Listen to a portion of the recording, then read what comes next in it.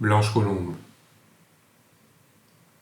Partout d'où les élites bien formées tiennent le pouvoir, s'élève un rugissement. Les mânes crachent sur leurs semblables. Les frères défaits sont pris pour cible, car tous, soudain, s'inquiètent de voir se retirer les masses et les croyances qui jusque-là les soutenaient. Voilà soudain les tempérés, les diseurs du juste et de la vérité, ces omniprésences capables de tous les artifices et de toutes les contorsions comptables pour justifier et faire accepter la misère et la violence les plus insupportables, leurs privilèges. Voilà ces êtres droits, soutiens de structures autoritaires, meurtrières de manifestants et de libertés, d'idéaux et des plus grands espoirs, d'un coup enfin, semblaient s'indigner. Un monstre, par de mystérieuses forces portées, serait aux portes de l'Élysée, et il faudrait se mobiliser. Mais qui appelle à ces fins? Quelle est cette voix qui soudain s'élève?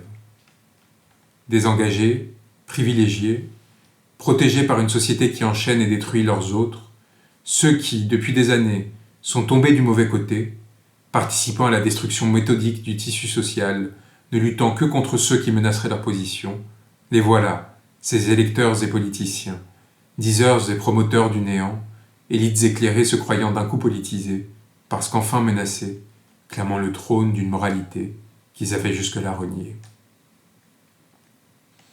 Partout où les élites tiennent le pouvoir, s'est ainsi levé, au soir du premier tour d'une élection présidentielle, un délétère rugissement. Un rugissement qui n'a pas pris pour cible le spectre que tous s'attendaient à voir dénoncer. Un rugissement qui n'a cherché qu'à dévorer. Un rugissement craché, avec une insipide et indigne violence, empli de haine et de mépris, bordé par l'inquiétude et l'angoisse, la plus dure et fondamentale des angoisses, celle qui fait craindre de ne plus être accompagné, de voir sa jouissance, sa position de domination, soudain condamnée et renversée. Partout, un rugissement déchirant, investissant la forme de l'inanité.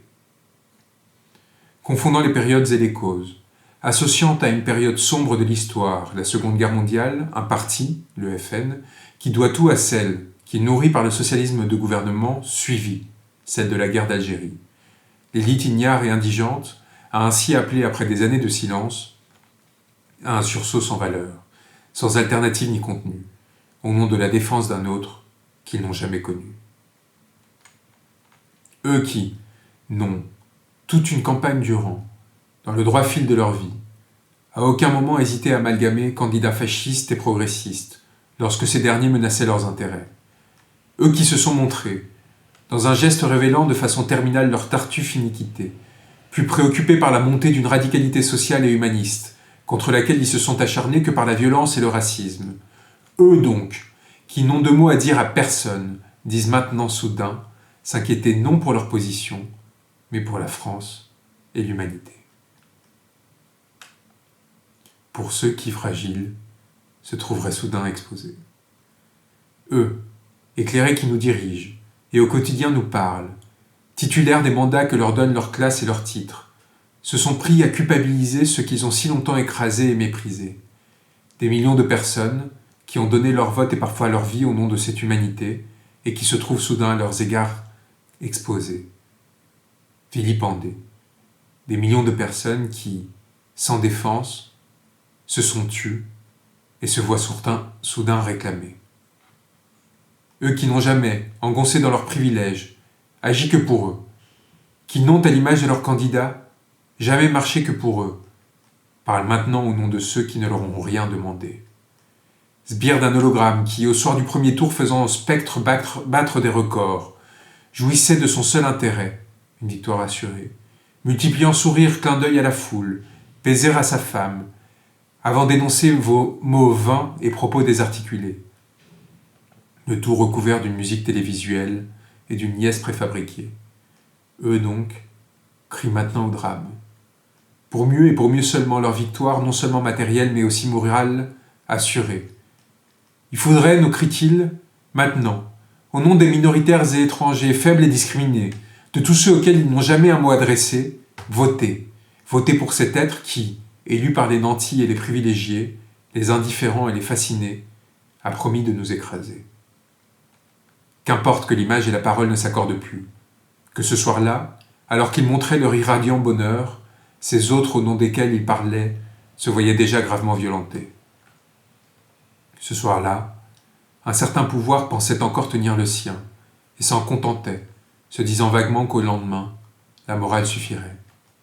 Ce soir-là, le pouvoir ne pensait pas qu'un être à la voix rayée et au visage marqué par les luttes, les vraies, celles qui usent et épuisent, éreintent et détruisent, réveillerait la bête, celle du peuple, et enfin découvrirait les masques qui jusque-là protégeaient ses dominants. Qu'il dirait « Ce spectre, contre qui nous seuls nous sommes battus, sans ne jamais nous compromettre, sans ne jamais rien commettre, ni faute, ni errement. Ce spectre, contre lequel nous seuls avons porté sans faillir des paroles humaines, rendant hommage aux morts et aux blessés, aux immigrés et aux déclassés, aux chômeurs et aux humiliés, à tous ceux qui, ensemble, ont été violentés. Ce spectre, contre lequel nous avons lutté, jusqu'à accepter de renoncer à la victoire, à ces jouissances portant sans relâche ni compromis les paroles minoritaires, les paroles de ceux qui n'en avaient pas, ce spectre, contre lequel nous nous sommes toujours refusés à céder, ce spectre n'est aujourd'hui plus le nôtre. Et qu'ainsi notre lutte n'est pas là, à l'Élysée ou ailleurs, aujourd'hui ou demain, notre combat demeurera, car les nourriciers des enfers, vous êtres moraux qui hier jouissiez, resterez là. Il n'y a dès lors, de vos mots et de leurs menaces, lieu que de se dégager, lieu que de s'en dédire. Demain, de nouveaux combats. Demain, la rue est une seule idée, quelle que soit sa place, non pas moraliser, discourir, mais lutter.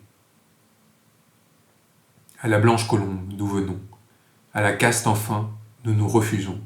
Ce spectre n'est pas le nôtre, ce spectre sera le vôtre. À nous la lutte, à vous la culpabilité. Ce texte